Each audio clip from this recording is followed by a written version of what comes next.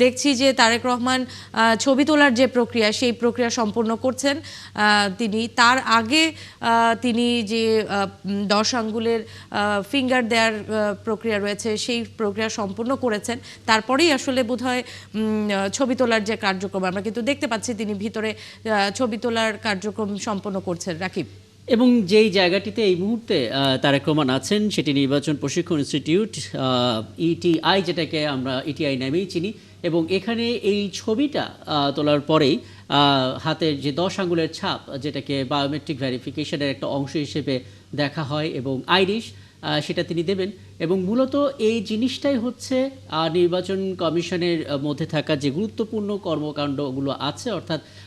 national ID সংগ্রহ করা জাতীয় পরিচয়পত্র সংগ্রহ করা ভোটার হওয়া তালিকাবদ্ধ হওয়া তার একটা গুরুত্বপূর্ণ ধাপ আসলে রাকিব আমরা যেটা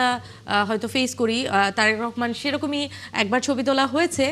তারপরে আসলে ছবিটি ঠিকমতো হলো কিনা সেটা নির্বাচন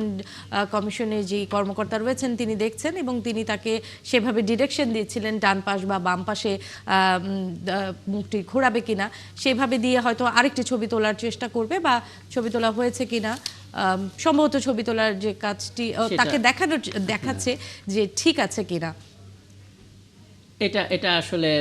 খুবই চমৎকার একটা দৃশ্য বটে এবং আমরা কম বেশি সবাই এর মধ্যে দিয়ে গেছি কারণ প্রথমবার ছবি তোলা হয় এবং আমার ক্ষেত্রে এটা হয়েছিল যখন আমি ছবি তুলতে যাই প্রথমে চশমা চোখে ছিল পরে চশমাটা খুলে তারপর ছবিটা তুলতে হয়েছিল তারেক রহমানের ক্ষেত্রেও সেটা হলো এবং বোধ করি ছবি তোলার কাজটা হয়েছে এবং একটু আগে তারেক রহমান আসার আগে এখানে তার সহধর্মী ডাক্তার জুবাইদুর রহমান এবং কন্যা জাইবুর রহমান ছিলেন তারাও এই প্রক্রিয়াগুলো সম্পন্ন করেছেন তারা ইতিমধ্যে চলে গেছেন এখন আসলে তারেক রহমানের যে ভোটার হওয়ার প্রক্রিয়া সেই প্রক্রিয়া সম্পন্ন হচ্ছে এবং ছবি তোলার প্রক্রিয়াটি